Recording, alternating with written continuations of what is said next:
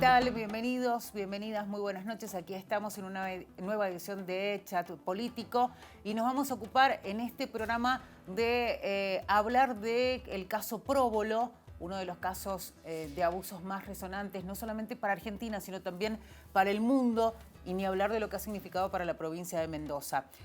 Vamos a hablar de este tema y vamos a hacer un repaso sobre todo de las cosas que han sucedido a partir de incluso... si tenemos que hacer un repaso, tenemos que hablar hasta de lo que sucedió desde el momento en que se conocía esta situación de abusos ahí en el Instituto Próbolo y cómo han pasado los años y las víctimas siguen esperando justicia. Vamos a hablar con Lucas Lecur, que es abogado, representante de las víctimas, a quien tenemos en una videollamada. Lucas, ¿qué tal? Buenas noches. Buenas noches, Claudia. ¿Qué tal? ¿Cómo estás? Un placer poder hablar con vos. Bueno, sin duda... Mendoza sigue siendo, digamos, este escenario de hoy por hoy, este segundo juicio por el caso Próbolo, un juicio que uno tiene la sensación que va lento y que al ritmo que va, si tenemos que hablar de tiempos, tendremos que esperar tal vez años, ¿no? Para que definitivamente haya una sentencia. Y esa sensación la tenemos los mendocinos, ni hablar quienes están involucrados directamente, las víctimas, los familiares de las víctimas, sus representantes legales. Y sobre todo queríamos volver a hablar de esto porque hace unas semanas atrás el disparador nuevamente en los medios fue lo que sucedía con Kumiko, ¿no? Que esta situación que se daba de ponerle fin a la prisión domiciliaria. Repasemos un poquito por qué se da esa instancia y tiene que ver justamente con lo que hablábamos, ¿no? El tema de los tiempos. Exacto. Bueno, primero para dejar muy en claro a la audiencia y a las víctimas y a sus familiares que la razón por la cual Kumiko queda en libertad no tiene que ver con una mejoría de ella en la causa o porque no se le crea a las víctimas o porque haya terminado el juicio para ella, sino simplemente, como bien decías vos, el tiempo ha beneficiado a Kumiko, ya que una persona que está en prisión preventiva, en el caso de ella en prisión domiciliaria, tiene un límite de la justicia para poder tenerla en esa situación sin una sentencia que la declare culpable.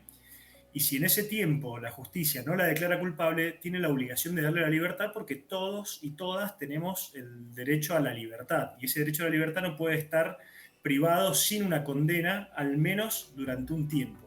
Y es lo que ha pasado con Kumiko. Kumiko estuvo 5 años privada de libertad en calidad de prisión domiciliaria y durante ese tiempo no logramos, o la justicia mendocina, mejor dicho, no logró, a pesar de todos los esfuerzos que pusimos los representantes de las víctimas, las organizaciones que acompañaron a las víctimas, durante este tiempo no hemos logrado que se dicte una condena contra ella que justifique esa privación de libertad, y por eso, hace un par de semanas atrás, Kumiko recupera la libertad porque se acabaron todos los tiempos legales para que esté en prisión domiciliaria. Lucas, es inevitable hacer una comparación, ¿no? Con cómo se está dando esta situación en este segundo juicio, de los tiempos, cómo se van dilatando.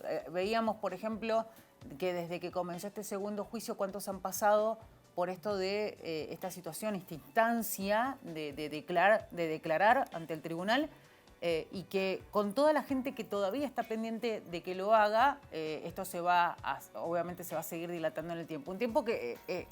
para muchos obviamente es muy doloroso porque son procesos que generalmente significan tal vez esa instancia de volver a revivir esas situaciones dolorosas, ¿no? La pregunta que queríamos hacer es ¿por qué la diferencia entre el primer juicio y el segundo? ¿Tiene que ver con la cantidad? Eso sos el entendido en este tema y quería que nos aclares un poco eso también. ¿Tiene que ver con la cantidad de gente que va a declarar, que va a pasar en este proceso judicial?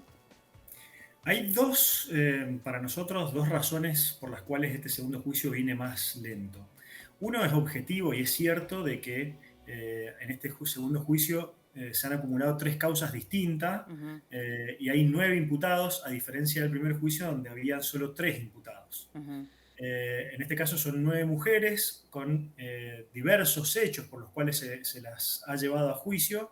Por ejemplo, en el caso de Kumiko Kosaka, no solamente se la ha llevado a juicio por haber sido entregadora de los chicos y haber ocultado y no denunciado los hechos de abuso que ocurrían dentro del Instituto Próbolo a pesar de tener conocimiento de ellos, sino también Kumiko tiene un expediente aparte del resto de las imputadas donde a ella se le acusa directamente de hechos de abuso a uno de los chicos que cursaba en el Instituto Próbolo. Eso, por supuesto, que es una dificultad mayor en relación al primer juicio, pero a eso se le suma una causa que no es objetiva, sino más bien subjetiva y tiene que ver con una estrategia que ha llevado adelante la defensa, principalmente de Kumiko Kosaka y de Asunción Martínez, que es la otra monja, Ujú. es una estrategia tendiente a dilatar los procesos, a prolongar lo que más se pueda toda esta etapa, revictimizando a las víctimas que tienen que ir a declarar, Claro. atemorizándolas, ya sea porque se las ha denunciado a ellas, se ha denunciado a sus intérpretes, se ha denunciado a los periodistas que han llevado adelante las investigaciones en esta causa, se ha denunciado a las psicólogas que han intervenido en esta causa, nos han denunciado a nosotros, a los abogados, y todo eso, por supuesto, ha generado un temor en las y los sobrevivientes de este caso, que además, y esta es otra de las razones por las cuales se demora esto, el tribunal ha tenido una actitud demasiado tolerante ante Ujú. estas dilaciones de la defensa, que ha permitido, por ejemplo, que algunas víctimas que ya han pasado y ya han declarado hayan tenido que asistir hasta 25 veces al tribunal para declarar. Es decir, han ido 25 días a declarar, con lo que significa declarar sobre hechos de abuso sexual que han ocurrido durante su niñez, con el dolor que esto les implica a ellos, tener que volver a revivir todo esto. Bueno, esto demora los tiempos, hace que al día de hoy, que ya llevamos 1 año y 2 meses de iniciado este juicio, recién hayan declarado 36 testigos, 37 en el día de hoy, de 260 testigos que están citados para declarar, y que por supuesto nos preocupa porque si hiciéramos una cuenta matemática, Sí. si en 1 año hemos hecho solamente el 10%, es muy fácil decir que esto se va a demorar 10 años. Yo no creo que se demore 10 años porque no hay cuerpo que tolere esto, No. pero seguro se va a demorar por lo menos hasta fin de año, y yo estoy casi convencido de que esto el año que viene vamos a seguir en juicio, porque no creo a este ritmo que podamos terminar antes de fin de año, desgraciadamente. Y esto hay que tener en cuenta que detrás de todas estas causas, porque para nosotros los abogados que por ahí estamos acostumbrados a hablar de estos temas y estar peleando en tribunales con las otras partes, con los jueces, con los fiscales, bueno, es casi una cotidiana para nosotros, pero acá el problema está en las víctimas y en sus familiares que están a la espera de justicia y que tienen que revivir todos estos temas permanentemente, y que por supuesto la demora implica para ellos un mayor sufrimiento y un mayor dolor. Sin duda, ellos obviamente no tienen, no entienden esos tiempos de la justicia porque ellos quieren que la respuesta llegue ahora, ¿no? Que hubiese llegado ayer y que en definitiva existe esa justicia para ellos. Lucas, vamos a ir a una pausa. Enseguida vamos a regresar y vamos a seguir hablando del caso Próbolo aquí en Chat Político. Ya regresamos.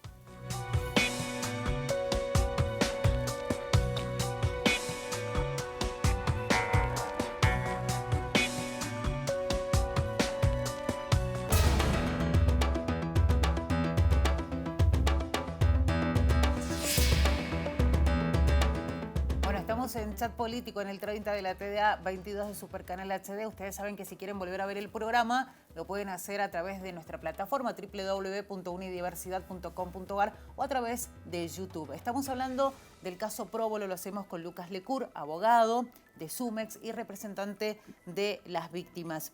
El año pasado, Lucas, la noticia incluso llegaba a... Primero hay que decir que la Iglesia ha tenido una actitud bastante particular, ¿no? Indiferente. Obviamente la sensación también ha sido de mirar a otro lado, no hacerse cargo de la situación que se ha dado en el ámbito en general de los abusos eclesiásticos, y en particular nosotros tenemos que hablar de lo que ha sucedido con el Próbolo. El año pasado la noticia era que la ONU le pedía explicaciones al Vaticano a partir de esta situación. ¿Qué pasó? Porque le daban 60 días y después estuvimos incluso buscando información y no se supo nada. ¿Qué sucedió o qué no sucedió a partir del pedido de Naciones Unidas? Eso, no sucedió nada, desgraciadamente. El Estado del Vaticano no contestó ese pedido que hicieron un grupo de relatores especiales de Naciones Unidas.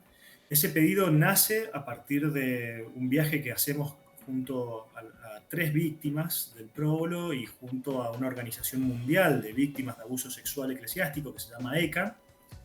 Es un viaje que hacemos a Naciones Unidas, primero a Ginebra, donde hacemos esta presentación del caso próbolo con las víctimas, lo cual fue bastante impactante para los relatores de Naciones Unidas tener la posibilidad de entrevistarse, conversar con los chicos y las chicas con las que viajamos a Ginebra. Y después, esa misma presentación la hicimos en el Estado del Vaticano, fuimos hasta Roma y en Roma hicimos las presentaciones con la esperanza de que alguna autoridad eclesiástica iba a recibirnos y quizás podían darnos algo de información, porque para que la gente sepa, hay varias causas en el próbolo que no han podido avanzar a raíz de que no sabemos quiénes son los curas que abusaron, ya que hay muchos relatos de las víctimas vinculados a algunos curas que iban un fin de semana o una semana al próbolo, abusaban de los chicos y se iban, y ellos, primero por su discapacidad y después por esta cuestión de que eran niños, eran chicos, y que además tienen la imposibilidad de conocer el nombre exacto, sino que por lo general las personas sordas se identifican con una seña particular. Yo, por ejemplo, soy así, esa es mi seña cuando hablo con ellos. Este, y eso hace imposible que podamos saber de quién se trata, pero el Estado del Vaticano o la Iglesia Católica Argentina tiene esa información, porque los curas no andan de un lugar para otro sin dejar un registro, y que esa información, si se nos hubiese brindado a nosotros, podríamos haber avanzado en otros casos de abuso que no hemos podido avanzar, y sin embargo se niegan a dar esa información amparándose en un concordato que la Argentina firmó con el Estado del Vaticano, donde ellos dicen no tener la obligación de dar esa información. Eso es lo que fuimos a pedir al Estado del Vaticano, que levantara ese secreto pontificio que tienen y que diera esa información. Lo mismo hicieron los relatores de Naciones Unidas y sin embargo hasta el momento no ha habido ningún tipo de respuesta. No ha habido respuesta con colaborar con la justicia, como tampoco ha habido respuesta con darle a las víctimas una reparación por los daños que le han ocasionado. Hasta el día de hoy, a pesar de que ya han pasado casi 5 años y medio de que se conocieron estos hechos, la Iglesia Católica no ha reparado a ninguna de las víctimas de ninguna manera, ni siquiera una reparación simbólica como podría ser el pedido de disculpas oficial y el darles asistencia psicológica o social, algún tipo de asistencia más allá de la indemnización que les corresponde por ser víctima de un delito tan grave y que les ha afectado no solamente a su niñez, sino para toda su vida, ¿no? Está claro, digo, con esta actitud que toma la Iglesia en este caso, en el caso próbolo y en otros casos que se han conocido y que incluso han tenido también trascendencia a nivel mundial, que primero muestra indiferencia, que hay una negación también, y también hay un encubrimiento, porque convengamos que la situación que se ha dado, los otros casos que uno conoce de abusos relacionados con integrantes de la Iglesia, nunca dejan de tener esa condición de sacerdotes, digo, hay como una, y además párrafo aparte merece este análisis que se hace de, ellos creen que la justicia propia que ellos mantienen está por encima de cualquier justicia de cualquier país del mundo. Exacto, es así.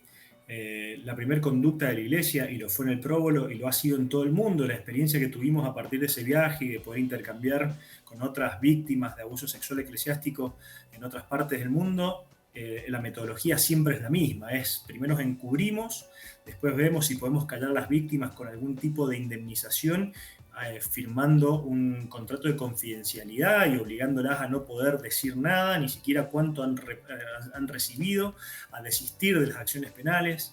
Esa es la metodología que utiliza la Iglesia Católica, además de trasladar a las personas acusadas de abuso sexual de un lugar a otro para que la justicia no pueda continuar con las investigaciones o dificultar de esa manera las investigaciones, que es lo que pasó acá en el próbolo con el cura que falleció el año pasado, Nicola Corradi, que venía con denuncias de abuso sexual del próbolo de Italia, de Verona, llega al próbolo de La Plata, allí tiene también denuncias de abuso sexual, denuncias que siempre son ocultas de alguna manera y que hasta no hace mucho la justicia también colaboraba en callar estos tipos de hechos.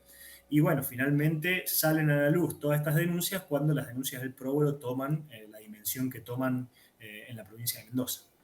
Siendo un caso tan resonante, ¿no?, y tan doloroso, ¿por qué uno debe, si tenemos que interpretarlo de alguna manera, y digo desde el punto de vista legal, ¿hay alguna diferencia con otros juicios? Digo, ¿se dilata tanto? Digo, y pensando en el segundo juicio específicamente, en cómo se demoran las testimoniales, ¿hay algunos casos que se hayan dado de manera similar? Porque, digamos, la justicia tiene fama de ser lenta, pero ¿es normal que suceda esto? La verdad que no. Yo las experiencias que tengo de casos similares han sido, por ejemplo, los juicios de lesa humanidad, pero la demora tiene que ver que hacen una audiencia por semana o a veces cada 15 días y eso hace una demora. En este caso, estamos todos los días, todas las mañanas, de 8:30 de la mañana a 1:30 y sin embargo, y además testigos declarando durante varios días, en algunos casos víctimas declarando durante varios días, como les decía recién, y esto no es normal, no pasa en otros juicios.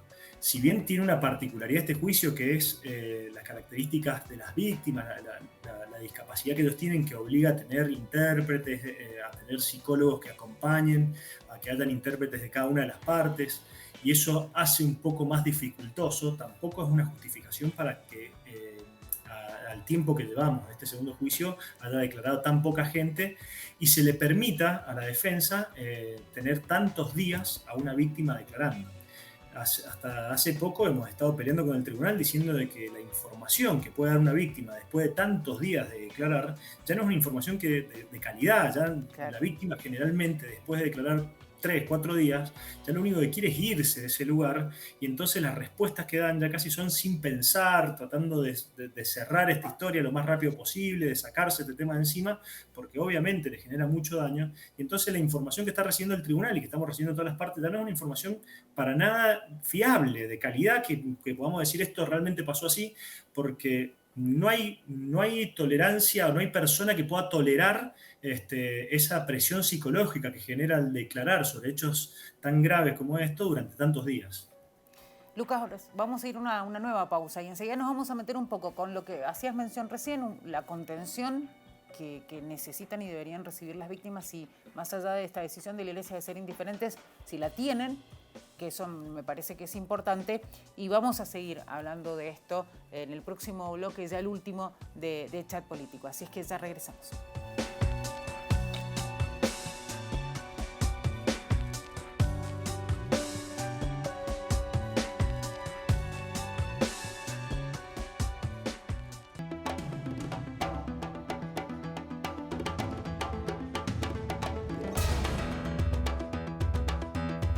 Estamos en Chat Político hablando del caso Próbolo y lo hacemos con Lucas Lecur, que es abogado de Sumex y representante de las víctimas, a quien ahora le vamos a preguntar qué pasa con esas víctimas, con sus familias, porque uno entiende que en este proceso, que incluso vos, Lucas, lo has dicho bien claro, esto de declarar, de que se dilate en el tiempo, obviamente es muy tedioso, es difícil para cualquiera, y uno se pregunta, ¿tienen la contención necesaria para estos casos esas víctimas? Mira, la verdad que el primer juicio, después de reclamar mucho, al comienzo cuando se hicieron públicos estos hechos, junto con varias organizaciones formamos un colectivo de organizaciones, que es un colectivo de sobrevivientes, una red de sobrevivientes del caso Próbolo, en apoyo sí. a las víctimas del caso Próbolo. Junto con ellos empezamos a reclamar al Estado provincial, porque la Iglesia no estaba dando ningún tipo de respuesta, contención y apoyo. Tuvimos, después de varias reuniones y bueno, varias quejas que tuvimos que presentar, tuvimos una respuesta por parte del Estado, se les dio contención psicológica, un acompañamiento psicológico con intérpretes. Muchas de las víctimas lograron llegar a ese primer juicio acompañadas con una persona de su confianza, habiendo pasado por una terapia donde los fortalecía para poder sentarse ante un tribunal y poder declarar sobre estos hechos. El problema es que terminado ese primer juicio, toda esa contención de alguna manera desapareció, a pesar de que la sentencia del primer juicio ordenaba al Estado provincial a reparar de manera integral a las víctimas, y en esta reparación integral estaba no solamente el garantizarle el derecho a la educación, el garantizarle el derecho a la vivienda, sino también el garantizarle un derecho a la salud psíquica de ellos. Uh-huh. Es decir, garantizar el acceso a psicólogo, psiquiatra, medicamentos, en el caso que hiciera falta. Y esto desde que la sentencia salió hasta la fecha, que ya vamos a cumplir 3 años de la sentencia, no hemos logrado todavía conseguir que alguno de los ministerios que fueron ordenados ponga en práctica esta reparación integral que estamos solicitando. Ujú, No hay hoy ninguna de los sobrevivientes y de las personas que van a declarar, ninguno está con un acompañamiento psicológico, por ejemplo. ujú, Los que hemos logrado que tengan ese acompañamiento ha sido casi por gestiones que hemos hecho o bien desde la red, mm, del colectivo o alguna persona en particular que quiere dar una mano, pero no tiene que ver con una organización que mm. venga desde el Estado y que el Estado esté brindando eso. Sí, después de algunas reuniones con la Corte, hemos logrado que al menos durante el juicio haya una persona esperando a quien va a declarar, brindándole algún tipo de contención, ya sea dándole un café por lo menos, preguntándole cómo está, asesorándola no en lo que tiene que decir, por supuesto, pero sí en, bueno, cuándo tiene que volver, cómo tiene que ir, ese Ujú. tipo de cosas, los horarios, bueno, informaciones que a veces si uno no tiene a alguien que lo apoye, sobre todo cuando no entiende de esto, cuesta mucho en el juicio acceder a esa información. O sea que Eh, ha sido difícil sostener en el tiempo esa contención que se dio en un primer momento y han sido, podríamos decir, por el Estado abandonados a su suerte. Totalmente. Este último tiempo, a pesar de que hemos hecho varias reuniones, hemos presentado varias notas y desde distintos ámbitos hemos intentado conseguir algún tipo de contención y algún tipo de reparación. Estuvimos reunidos con gente del IPB, por ejemplo, para Ujú. solucionar los problemas habitacionales que tienen varias de las víctimas.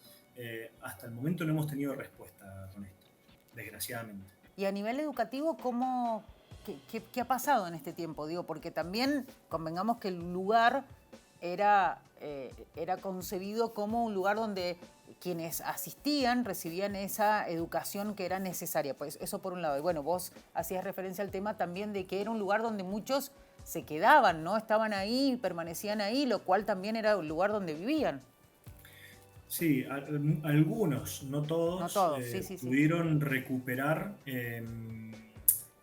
o continuar con sus estudios Ujú. en algunos otros colegios donde fueron reubicados cuando fue cerrado el Instituto Próbolo, y muchos abandonaron, desgraciadamente, sus estudios y al día de hoy no están estudiando o no pudieron continuar estudiando porque no solamente el hecho del cambio y además estar atravesando el juicio y todo lo que significó el primero y ahora el segundo juicio para ellos ha sido muy difícil, sino también que cuando ellos ingresaron a un colegio, a otros colegios, notaron, y esto es algo comentado por los mismos profesores de otros colegios, el déficit que tenían de educación. Era muy Claro. mala la educación que recibían en el próbolo, casi no recibían educación, casi no habían aprendido absolutamente nada. Mm. Entonces, la gran mayoría tenía que como volver a arrancar y para ellos también eso era muy difícil y sobre todo en el momento que lo estaban pasando, así que hay una gran cantidad que han desertado de la educación, algunos han seguido